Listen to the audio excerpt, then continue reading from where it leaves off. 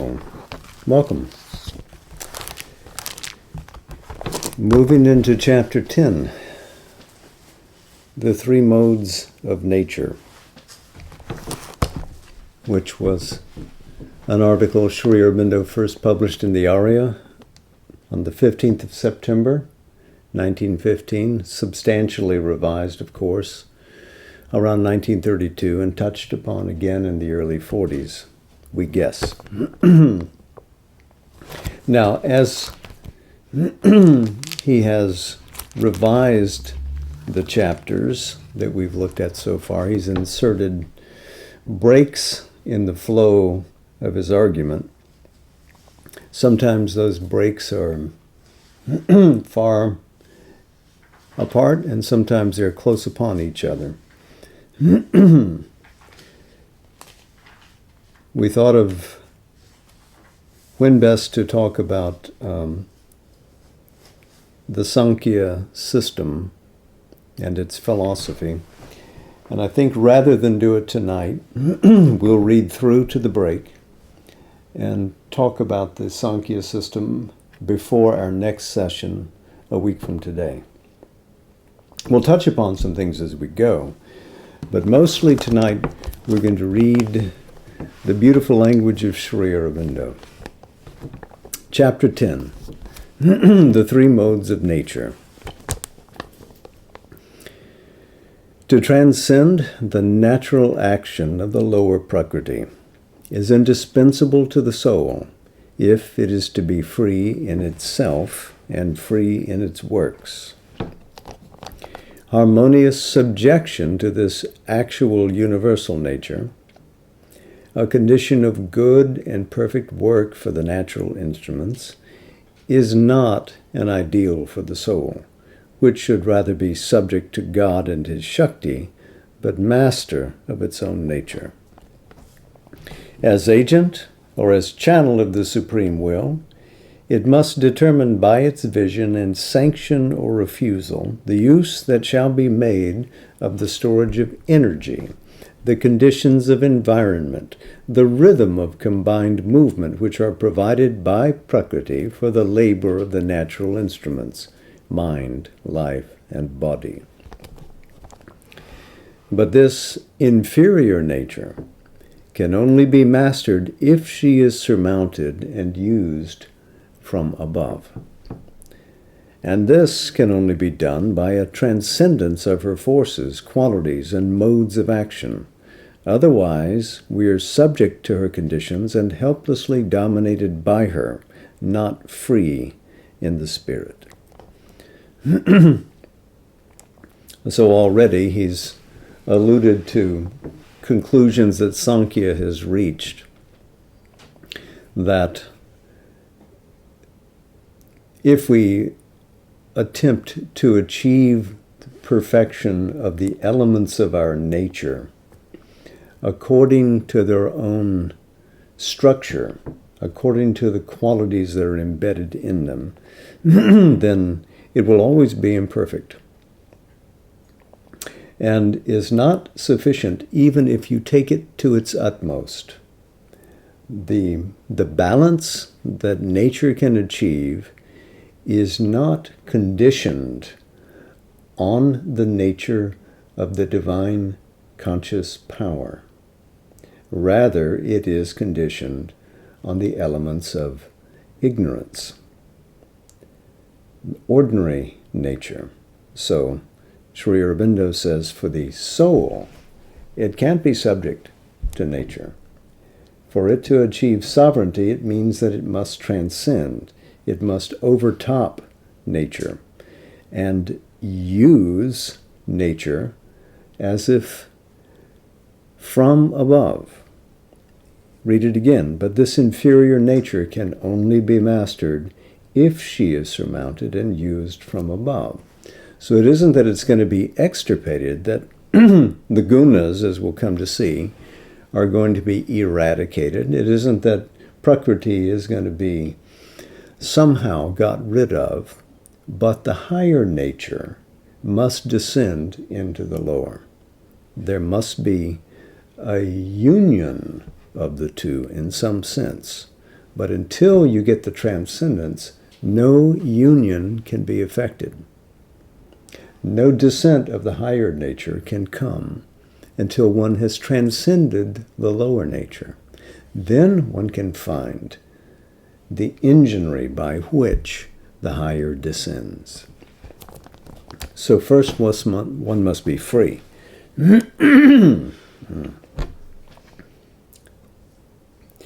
The idea of the three essential modes of nature is a creation of the ancient Indian thinkers, and its truth is not at once obvious because it was the result of long psychological experiment and profound internal experience. Therefore, without a long inner experience, without intimate self-observation and intuitive perception of the nature forces, it is difficult to grasp accurately or firmly utilize. Still, certain broad indications may help the seeker on the way of works to understand, analyze, and control by his assent or refusal the combinations of his own nature. These modes are termed in the Indian books qualities, gunas, and are given the names sattva, rajas, tamas.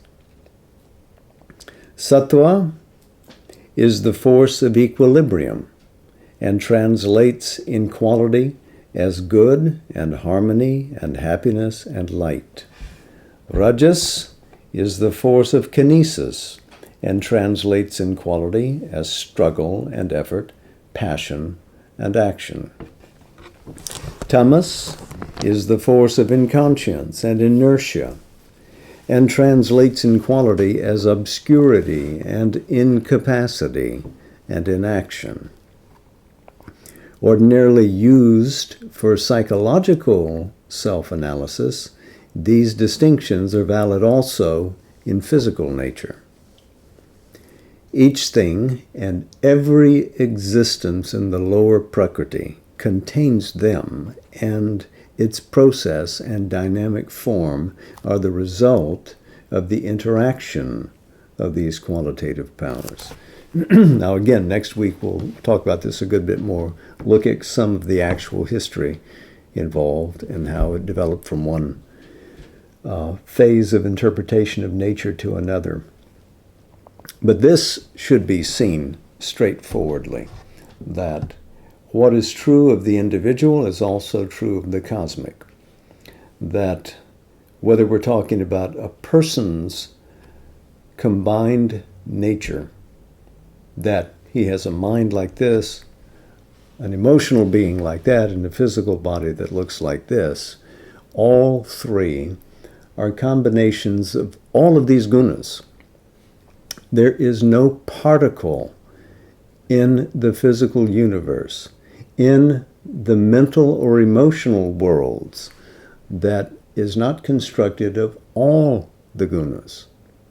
One may dominate, but all are continually present. It is impossible to have a formation in nature, says the Sankhya, without all three gunas being present. You don't get two and the third is absent. You don't get just one. All three are always present. This is also true of the cosmic picture. What is true of the individual is true of the universe. Every form of things, whether animate or inanimate, is a constantly maintained poise of natural forces in motion and is subject to an unending stream of helpful, disturbing, or disintegrating contacts from other combinations of forces that surround it. Very much like Heraclitus, the world is constantly in motion. Things are in collision. Come into being, continue for a while, and pass out of being. Our own nature of mind, life, and body is nothing else than such a formative combination and poise. in the reception of the environing contacts and the reaction to them. The three modes determine the temper of the recipient and the character of the response. Inert and inapt, he may suffer them without any responsive reaction, any motion of self-defense, or any capacity of assimilation and adjustment. This is the mode of tamas, the way of inertia. The stigmata of tamas are blindness and unconsciousness and incapacity and unintelligence, sloth and indolence and inactivity and mechanical routine and the mind's torpor and the life's sleep and the soul's slumber. Its effect, if uncorrected by other elements, can be nothing but disintegration of the form or the poise of the nature, without any new creation or new equilibrium or force of kinetic progress. At the heart of this inert impotence is the principle of ignorance and an inability or slothful unwillingness to comprehend, seize, and manage the stimulating or assailing contact, the suggestion of environing forces, and their urge towards fresh experience.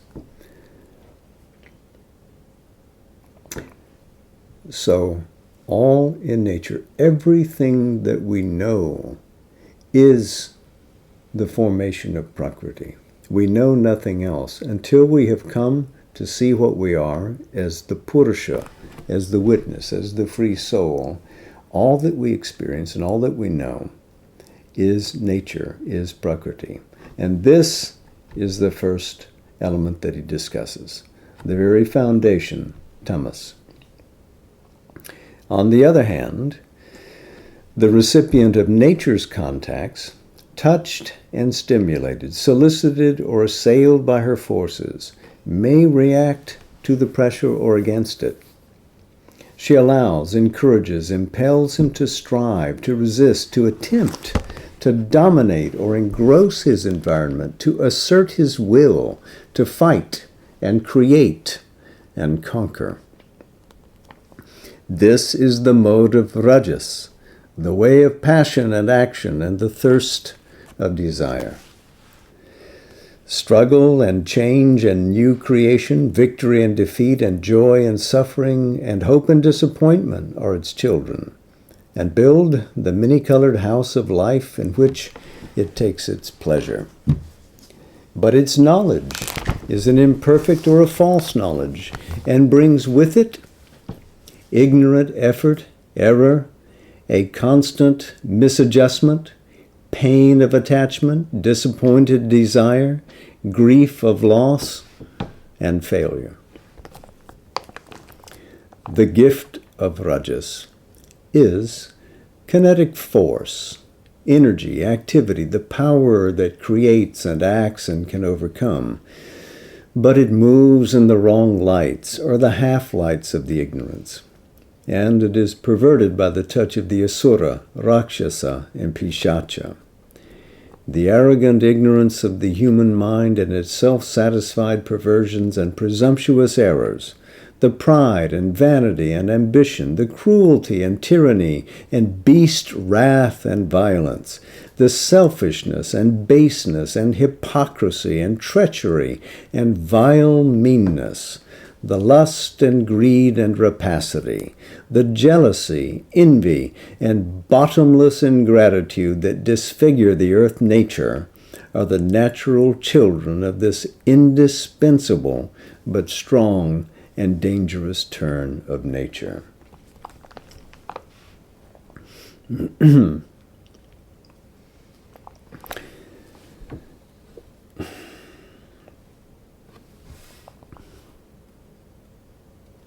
I'm tempted to pause for a minute and note that Sri Aurobindo had spoken about how the entire vital world, dominated by rajas, had descended to prevent the supramental advent, and in its coming has imposed upon earth life the vices of its temperament. There's a list. There is a solution, even one available within manifold nature.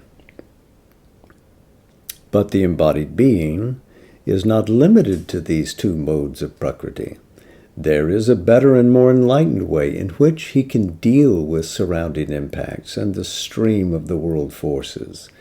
There is possible a reception and reaction with clear comprehension, poise, and balance.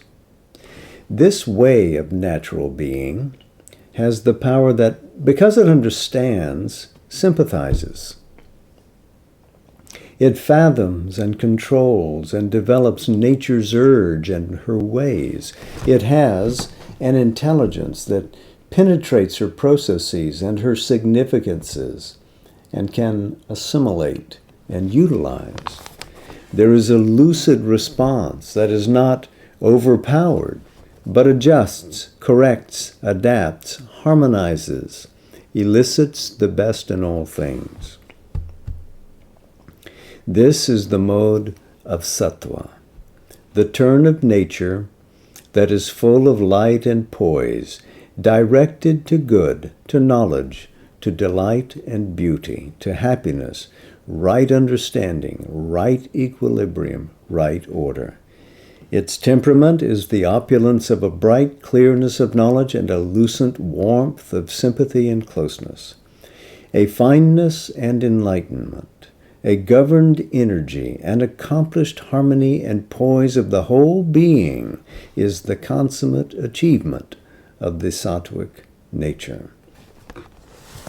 And of course we see in the Bhagavad Gita, especially in the 17th chapter, a listing of these various qualities and an encouragement that Krishna gives to Arjuna to live from the sattvic nature, to impose the principle of light more and more on what begin as unwilling members dominated by tamas, inertia, and rajas, passion, but with the effort, with the application of the will, which is itself an element of the enlightening sattvic nature, you begin to impose a growing harmony on the being. This can, of course, mean that one has to accept as a half stage, as a way station on the way, the perfection possible to nature in order to overachieve it, to overstep it, to ascend to a higher nature. So, sattvicization is not itself liberation, but tends towards the light in the natural realm of things. So the Gita commends that to our action in Sri Aurobindo's seconds.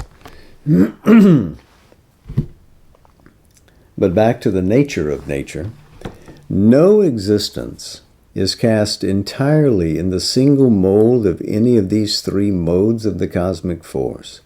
All three are present in everyone and everywhere.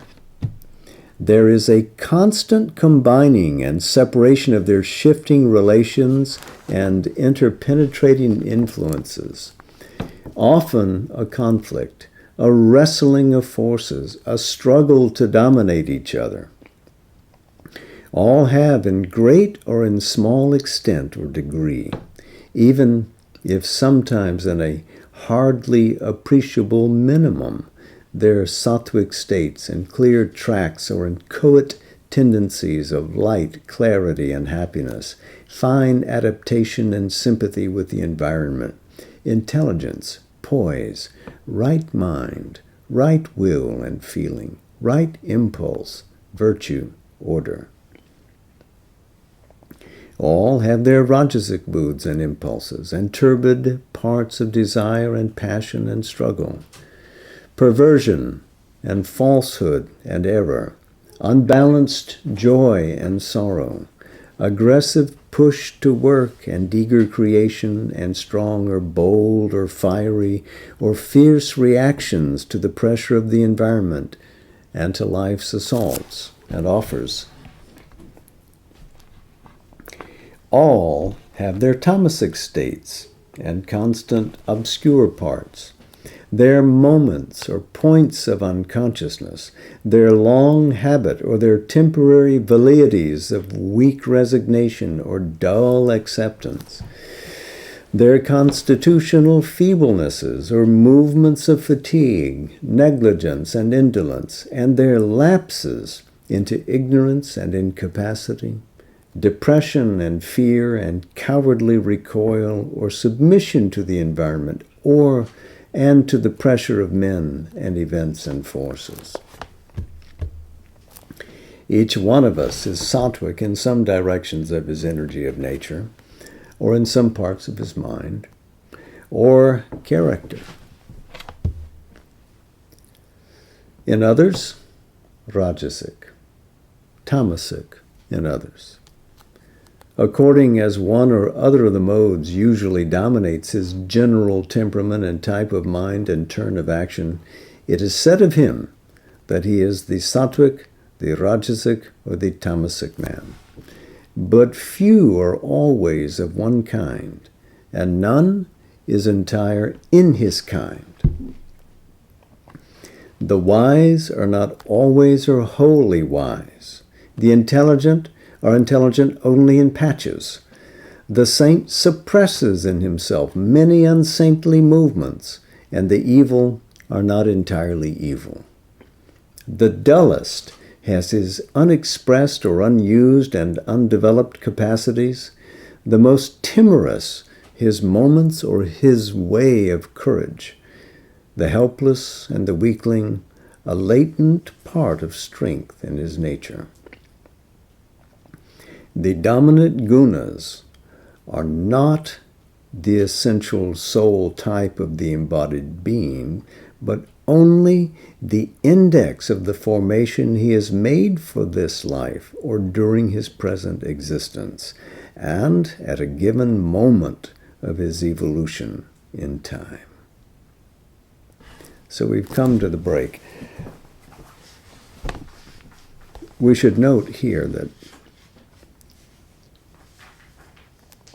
Sri Aurobindo spoke of his own being in ways that accord with what is written here. When he began to practice yoga, and he had this great realization of Brahman, he still had what he felt to be a weak and small vital nature,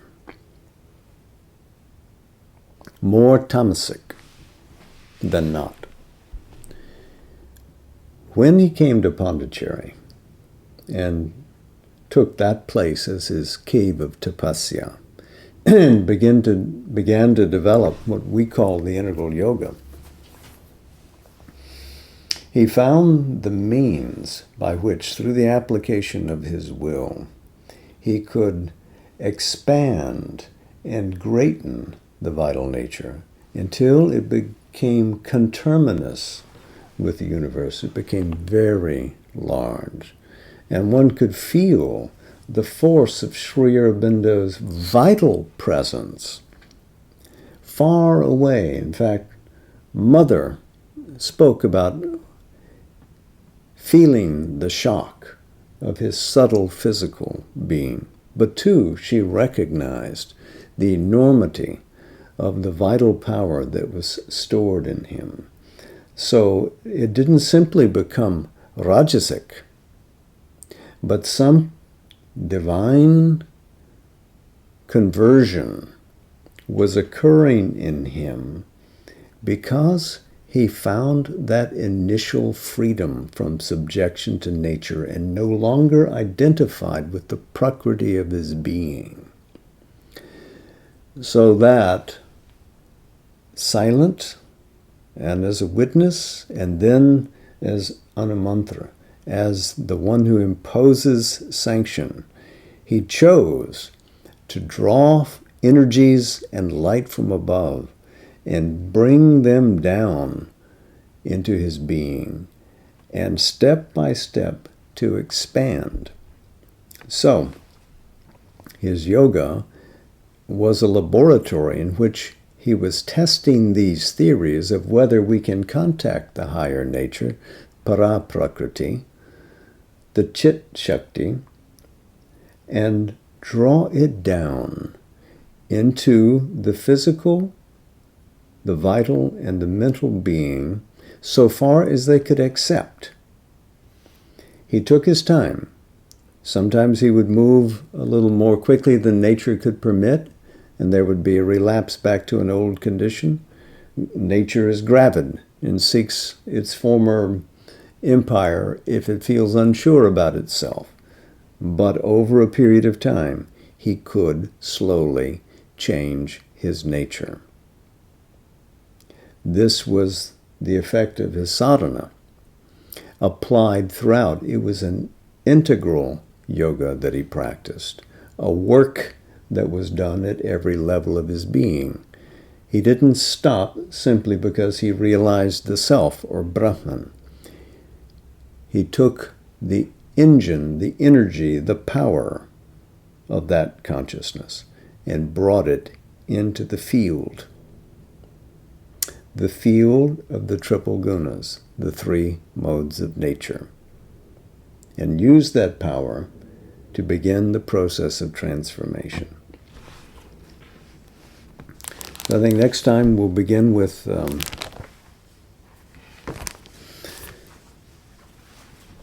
next sentence, when the sadhak has once stood back from the action of prakriti within him or upon him. And prior to that, speak a little bit about the nature of Sankhya.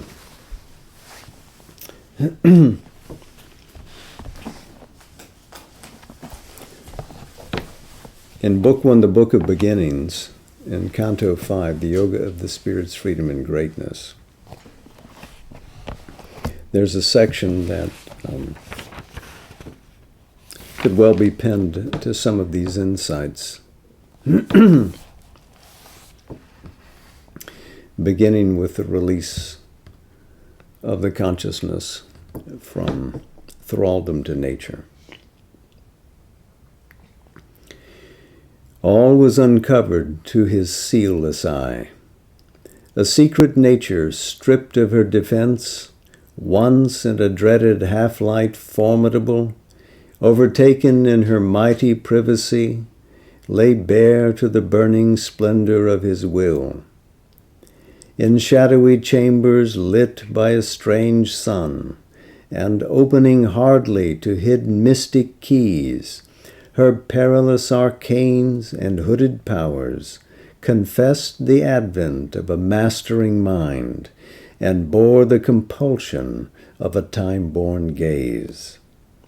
Incalculable in their wizard modes, immediate and invincible in the act, her secret strengths, native to greater worlds, lifted above our needy, limited scope, the occult privilege of demigods, and the sure power pattern of her cryptic signs, her diagrams of geometric force, her potencies of marvel-fraught design, courted employment by an earth-nursed might. A conscious nature's quick machinery, armed with the latent splendor of miracle, the prophet passion of a seeing mind, and the lightning bareness of a free soul force. All once impossible deemed could now become a natural limb of possibility, a new domain of normalcy supreme. An almighty occultist erects in space this seeming outward world which tricks the sense. He weaves his hidden threads of consciousness. He builds bodies for his shapeless energy. Out of the unformed and vacant vast, he has made his sorcery of solid images, his magic of formative number and design, the fixed irrational links none can annul, this crisscross tangle of invisible laws. His infallible rules, his covered processes, achieve unerringly an inexplicable creation, where our error carves dead frames of knowledge for a living ignorance. In her mysteries' moods, divorced from the Maker's laws, she too as sovereignly creates her field, her will shaping the undetermined vasts, making a finite of infinity. She too can make an order of her caprice, as if her rash superb wagered to outvie the veiled Creator's cosmic secrecies. The rapid footsteps of her fantasy, amid whose falls wonders like flowers rise, are surer than reason, defter than device, and swifter than imagination's wings. All she new fashions by the thought and word, compels all substance by her wand of mind.